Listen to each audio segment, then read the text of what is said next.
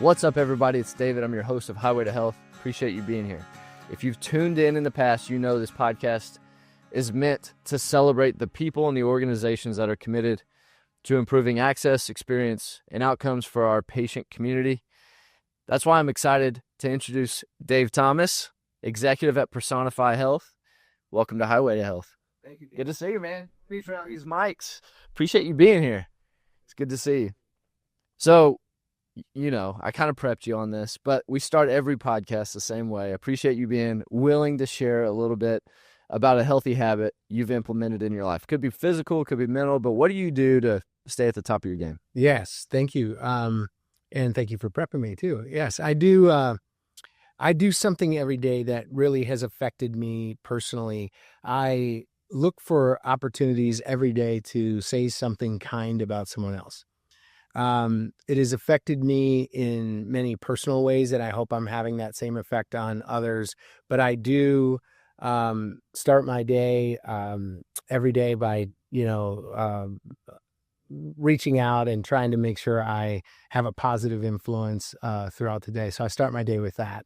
Our platform at Personify Health allows us to give what they call shout outs.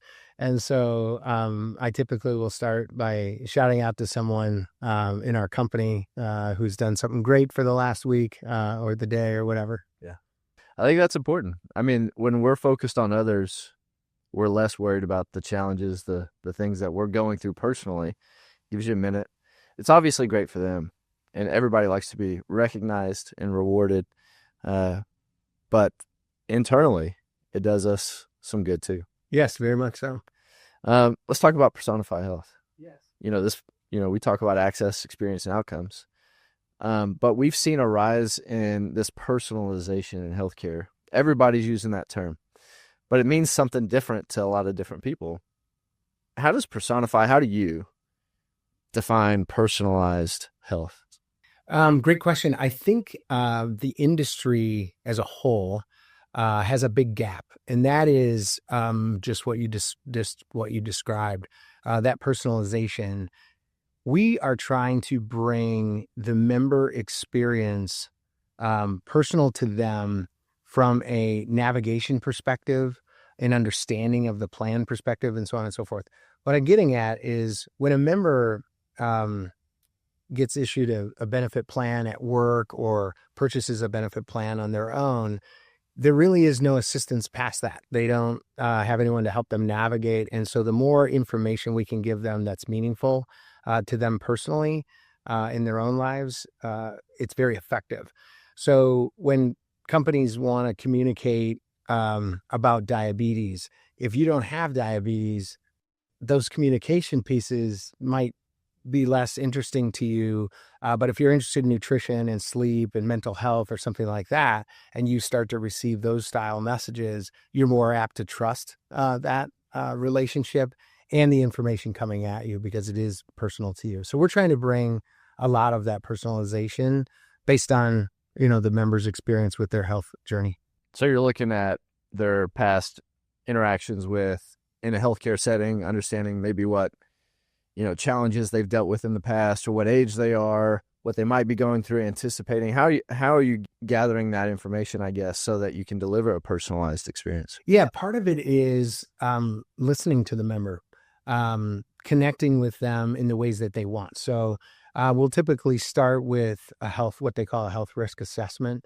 And part of that assessment is understanding what the member likes, what they're interested in. And then using that information to bring them meaningful data. The next thing that everybody's talking about, Dave, is AI.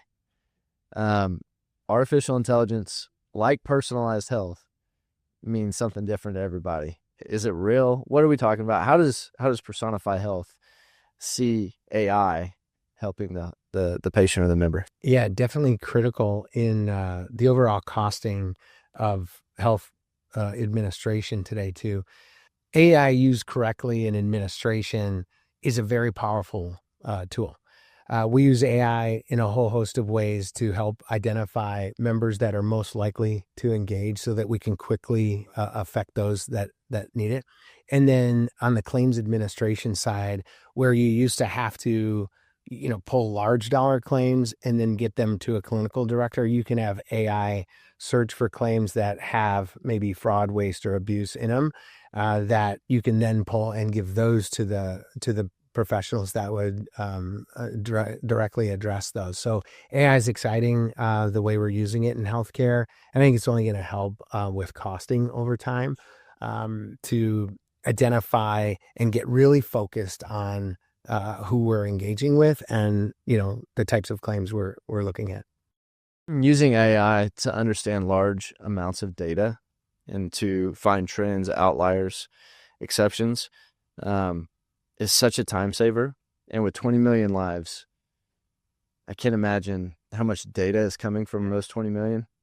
Not all 20 million are, like you said, are engaged every day and are part of that journey, but that'll even help you identify the ones that should be and that could be, and even treat them in a personalized way much more quickly. Yeah. I think, I shared a couple examples, but I think our data scientists would agree with you that there's a whole host of ways to dissect the information that we're using. And then, using AI to look at, overall outcomes after the fact and say, how can we, take a similar person and make it look just like that in way of outcome versus hoping every single event works out the same. We can maybe affect it on the front of it. That coupled with now the biggest innovation is the claims activity. So I'll give you an example that might make sense. If someone goes to the doctor and they have some blood work done and the doctor says, hey, I really think you need to lose weight and watch your nutrition because you're at a pre-diabetic state, or some sort of a condition is going to result based on your current lifestyle, you need to change those behaviors. That may be the last time that member ever gets an interaction relative to that. But if we're able to start to take those biometric testing and that information based off the claims activity and start to move content toward that member for better eating habits, exercise plans, meal plans, those types of things, that's helpful to the member because they can advance what that physician just shared with them specific to that person. So it's really cool. And engagement in the app, engagement with this type of information it probably improves the adherence to a plan, to a prescription, to something, to the direction or guidance that they're getting from a healthcare professional. Yeah, statistically, our engagement levels with membership is, in the mid to high 50s, which is great. But the reality of it is it's not 100%. It's not everybody we're touching, right? And so how do we do that? That's a really big achievement with member engagement.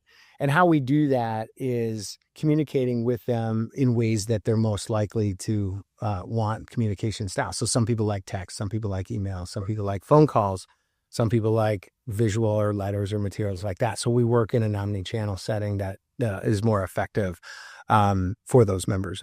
So, that's where my head went immediately was the different styles of information and engagement channels, because you're working with a diverse population. The clients that you guys have, the partners that you have, the different types of people that you have to educate, you have to engage, you have to inspire.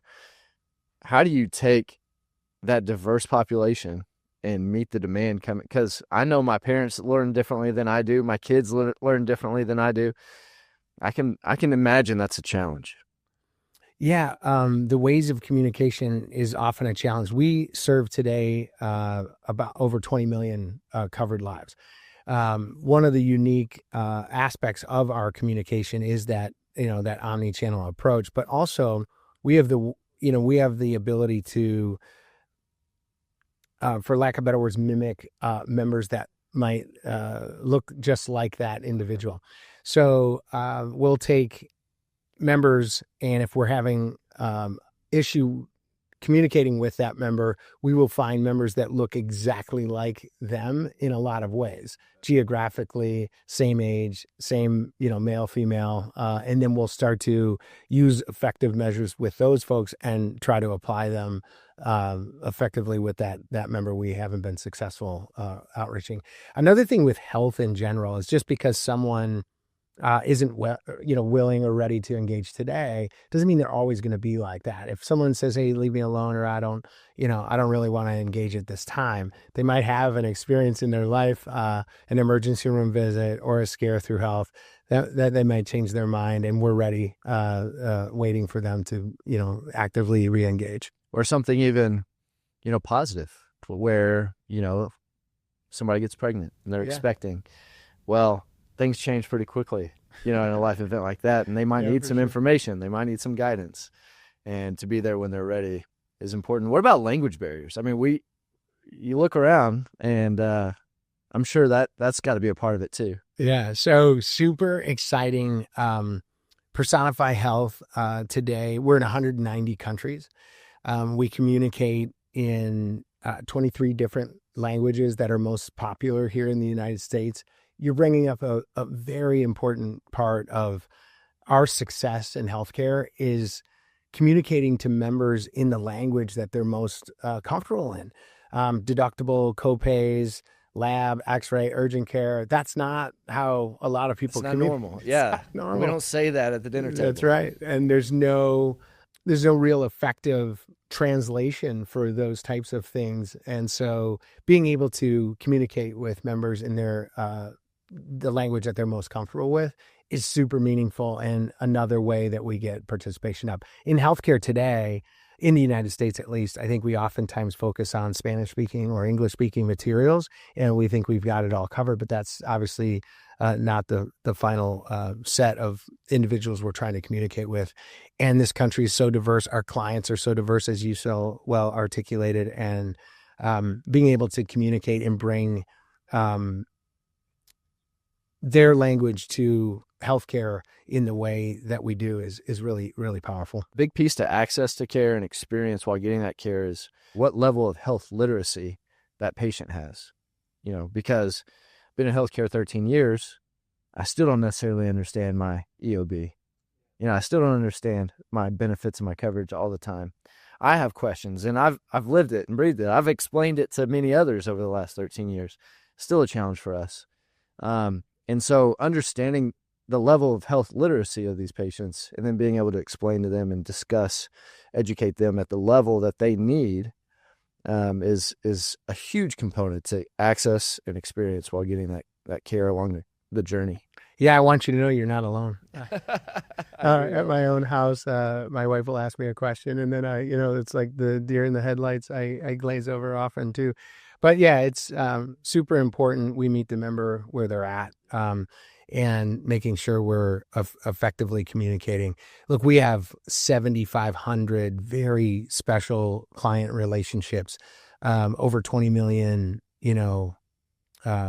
affected lives in our ecosystem. And it's just so great that we have the privilege of learning all of those different aspects and then bringing it to the benefit of our service. Well, that's a huge benefit. I mean, you get to understand, you get to take a 50,000 foot view, 20 million members, and see trends, see needs, see challenges, see opportunities, and then help deliver a solution based on that data. It's got to be a big differentiator. Yeah. With the limitations too in access to care, there's not the primary care physicians, a lot of times are aligned with the health systems that they practice at, and a lot of the independent provider base isn't there anymore. So when members need care, in particular in an emergent or an urgent situation, they oftentimes don't know where to go first, and it's not really easy. But to make the communication pathway and then access to care through telemedicine or some of the avenues that the member would have access to through us is very meaningful for that. On the experience topic, access is obviously important. We've got to make sure that these patients are getting what they need when they need it. The experience side to me, at least in my personal experience, and even with my kids and my family, like the experience with the practitioner, the doctor, the clinician is usually really good. Rarely are you dissatisfied with that experience. The dissatisfaction or the frustration usually comes at the beginning or at the end, where I don't know where to go. I don't know who to go see. I don't know what I am covered to, to access. And then at the end, what does this mean? How much? Wait a minute. How much is this exactly? I see Personify Health as a solution to those two big frustration points. What are you seeing in terms of the biggest frustration points that the patient population are experiencing? And then how are you guys taking note of that? Awesome. This is like super, this gets at the core of what is so passionate to me. Everything you just described is exactly what happens today. And I think Personify Health prides ourselves on making sure that we're there for the member before the claim or before they enter into the healthcare system to try to do two things. One, inform them, just like you said, of what they have if they ever had to access care, but keeping them well, like keeping them out of the system, right? Giving them alternative pathways to being well, feeling better, tracking their sleep, tracking their weight, making it easy to get information all in one spot. And then if they have a question, quickly linking them to our service teams or quickly linking them to a health coach or a care provider. Those are the types of things we can do in front of it. Now, if they enter the system, helping them navigate to low cost, higher quality care within the confines of their plan or what they have available to them is just so important. And then afterwards, both helping the member and the employer, making sure claims that are submitted on their behalf are intentionally what they need to pay, right?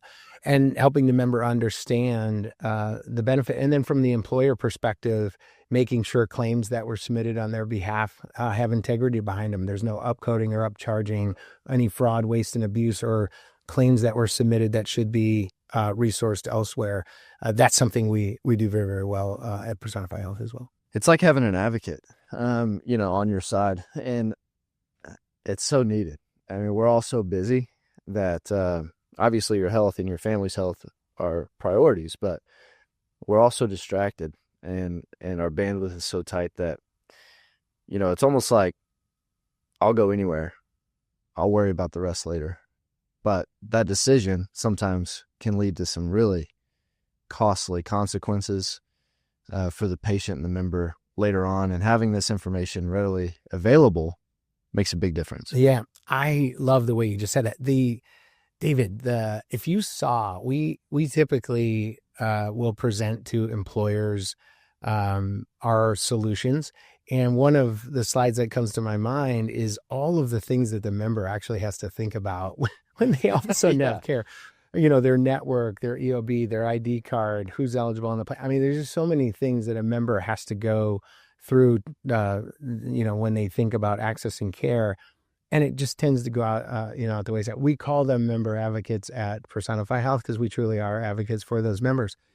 Even with our clinical teams, the way you stated it was so great because we help them prepare questions for the doctor. When they get in front of the doctor, I think it's referred to as white coat syndrome, where they just, I'll do whatever you say. They panic in front of them and forget all the things that they were supposed to talk to them about. And we'll help them prepare those questions, follow up with the provider, give the provider information too, active information about their patient that will help them treat the patient and so on and so forth. So it's connecting all of the pieces together in a really meaningful way, but making it, sort of this, Google or Amazon or Netflix experience where it's just really comfortable for all parties to access the data and care information.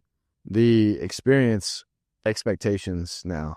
I mean, outside of healthcare, we get a similar experience pretty much everywhere. The bar is low, right? Well, in healthcare it is. Yeah. But when I go to Chick-fil-A, yeah, my expectations are high. Yeah. Because I get the same experience every time. It's quick, it's quality, it's affordable. Yeah. Right? Amazon, Netflix, all these other things that you just described meet that same expectation for me. And healthcare has to get there. We have to get there to where we can meet the same experience expectations that we're getting in other places. Yeah, that is key. Personify Health is trying to make that possible with healthcare, connect the disconnected, bringing together so many key elements with a user experience that is second to none.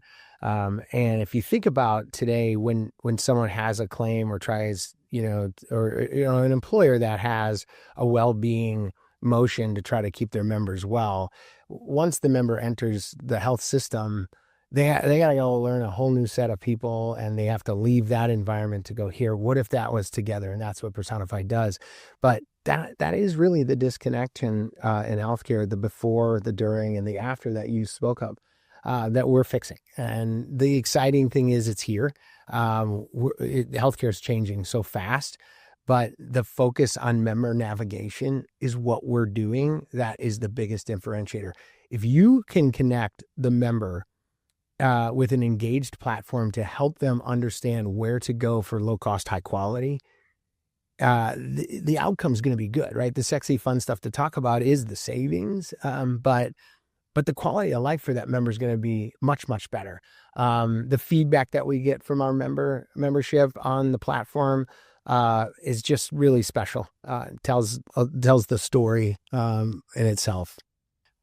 So, I mean, it's here. We're seeing it. It's being implemented. What are we seeing in terms of impact across the 20 million lives that you guys are a part of? Impact in way of? I mean, are we seeing an improved, healthcare journey? Are we seeing lower costs by the employer? Are we seeing healthier populations? What's the biggest positive impact we're seeing with this increased navigation advocacy? Yeah. So, without sounding too pie in the sky, it's all of the above. I mean, the members' engagement, when they get to the right place or they get information that's specific to them, they're going to have a better quality of life and a better outcome. They're going to be more engaged with what they're trying to do. And the cost implications of it are dramatic as well. The impact we're having on cost is great. And we're very responsible with measuring that. We're having external sources validate what we're doing at Personify. But I think that's important to watch those outcomes as they improve, finding areas that are better. I'll tell you one that's making a big difference is clinical activity with our membership. So, when we're looking at members, the more our clinical teams are engaged with the member, we're finding that it has a dramatic impact on where they go. And then that also translates into a reduction of wasteful spend in healthcare, which gets at cost, right? Which we're all trying to do. But an example that I think everybody talks about in the industry right now is GLP-1 or weight loss, or, the things that are affecting spend. But, if you look at alternative ways to help people lose weight, and GLP-1s have their place, they're very effective for the right membership and that kind of thing. But the reality is there's such a eager need for these types of things in the marketplace. But if you have ways that members can effectively lose weight without GLP-1s, then show it to them, help them get there through health journeys that are meaningful to them. And then you're going to have a better impact on the member and their quality of life, but the cost will follow right there. Give them options. Yeah. Let them choose their journey. And a lot of patients, a lot of members will decide the lower cost option or the preventative option, as opposed to, the bigger, healthcare event later. You mentioned something that I want to touch on. Almost in every other area, you get what you pay for is common. You go buy a car, you want a nicer car, you're going to spend more for a nicer car. You want nicer shoes, you're going to spend more, and you're going to get nicer shoes. I'm going to put you on the spot because this is not something we've talked about. But why doesn't higher cost healthcare equal better healthcare? Maybe sometimes it does. I think if you looked at, what you're touching on the most in my mind is that everyone goes right to cost, right, for healthcare, or then they start to limit things if the cost is too high. Well, we got to take this away, or higher copays or higher deductibles, things like that. But there's been many studies that directly show the highest cost doesn't equate to the best quality. But in some instances, that's misrepresented too, because there are some very good facilities that cost more because they do it. I think if you break down, in my opinion and experience over the 30 years I've been in healthcare, looking at providers and what they do well, some of the cost comes because they don't do it that often, or that's not what they're known for or what they want to be doing. But if you send a member to a particular facility, while it may be higher in cost, but it's going to be done right because that's what they do, you're going to have less readmissions, less complications, longer health effects for that care versus a low-cost option, or even, forgetting cost. If someone doesn't do it a lot, that member ends up readmitting or having complications. Now you've just escalated costs tremendously, that, but the quality of life for that member is not great. So if you can marry the two, I think it's the best of both worlds. Oftentimes we go right to cost, but when you mirror the member with where they're going to be most successful with that healthcare event, I think that is the magic. Connecting them with the proper care, the right place, right time, and then you'll get a good outcome both ways. Are you seeing, with some of these new innovations in therapy and other things, are you seeing more and more opportunities to avoid the big surgery or avoid the big operation or procedure with maybe a new innovative solution or a different type of therapy that could deliver a similar or higher quality of life at a lower cost? Are you seeing that? Yeah, definitely. I think there is some, I'm not a clinician, but I know that, some of the medications today, while the cost has shifted to the pharmaceutical or the drug side of things, certainly you're seeing a less admission rate into the hospital for those same. I mean, there's some even, disease states today that are curable, and you'd have never thought that, 10, 15 years ago. But some of the drugs are very expensive, and then over time they'll come down, through those, different clinical aspects. But I think definitely, yeah, there is an appetite for how do we fix members through clinical outcomes at any way that they're achieving it, through drug or through clinical care. But at the end of the day, there is definitely a shift from, keeping the members out of the hospital, but, that's at an expense maybe elsewhere. Yeah. I'm thinking of where you have a shoulder injury a couple of years ago, and it was immediate shoulder surgery. Now with PT and some of these other things, surgery, it doesn't always have to be surgery, and defaulting to that procedure is sometimes costly when you could, through some navigation and some advocacy and some education, maybe find a solution that saves you a lot of money, delivers a very similar or even better outcome. And you're not out of work, and you can still throw the baseball with your kid, and it's the quality of life that's improved. That's what excites me about healthcare too here recently is just, we're living in the golden age of innovation. Yeah. And there's some of these therapies and treatments that just weren't around. Well, think about what you're talking about too. This is, again, what really gets me excited about not just our platform. Obviously, I'm an advocate for it, but keeping people out of the system. Like if they're, David, every day I get up, I check my weight and I record it. I check my mood. I record, my sleep.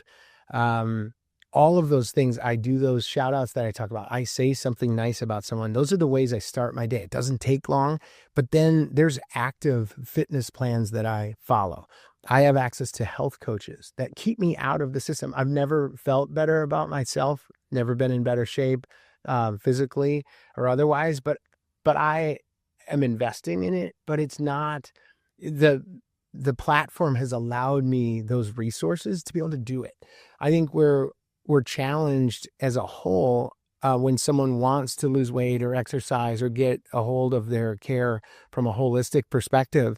It can be difficult with no assistance or navigation in those measures. And that's why I like asking that question at the beginning of every podcast, because we have a responsibility. there's a great health system, and we're lucky to have access to it in a lot of ways. But you got to take care of yourself, physically and mentally and spiritually, and find a habit or a few habits that keep you healthy for the people that you love, the people that depend on you. And if you don't implement those things, it is costly later on.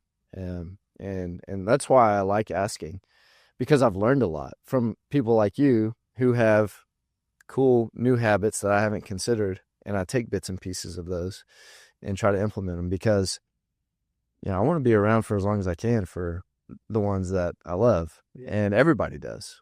And so I appreciate you sharing those things. Last question. We've talked about access, experience, outcomes. We've talked about the way employers are saving money, patients and members are saving money, the type of engagement that we're delivering. But if somebody's watching, listening, and they can only remember one thing or take away one thing, what's that key takeaway for them? I would say that I'm a positive person. I think the horizon's so great. Everybody is hustling to try to figure out how to get the member more engaged. And I think that is the kind of gold, if you will, in this whole thing. I'm excited about it. I don't think before, when you looked at, and I mentioned, Amazon, Google, and Netflix as, experiences that are comfortable, a lot of, folks on the platform and things like that, but it's just, you wouldn't even think it's possible in healthcare, and we're changing that. So that's what I'd like. If I had one thing, that it's here, it's possible. I just think we've got to embrace the member, listening to them, bringing them resource, listen to the employers that we serve in the healthcare space, and really bringing them products that make sense for their populations, unique to them, personalizing the experience from an employer perspective and a member perspective. And the greater you get at that, the outcomes will just follow. To start with money or cost isn't, in my mind, always the best, but to start with the drivers of the system and the utilization of it, and breaking down what's possible for those members is exciting to me, and it's here. Well, a guy that has been on this podcast before, he said it's hard to herd cats unless you move their food. And if we're educating and engaging in a personalized manner with the information that's most valuable to the member, that's the food. And if you do that, they'll engage with it. They'll learn from it. They'll improve their quality of life, their quality of health. And it'll take a lot of stress off the system, take a lot of stress off the employer. Well, it's becoming possible. The right message at the right time to the right person. That's kind of the secret sauce. And y'all are already a lot of the ways there. I'm sure AI is going to help get even closer. This healthcare journey can be a lot more pleasant for the greater population. Pretty large population, 20 million people, as a part of the Personify Health community. So thank you for being here. Thank you for sharing some of those things. Thanks for having me. And I agree with you. It's exciting. Let's be optimistic. Let's be positive, because some of these things that are happening in healthcare right now are going to make this journey a lot better. Thank y'all.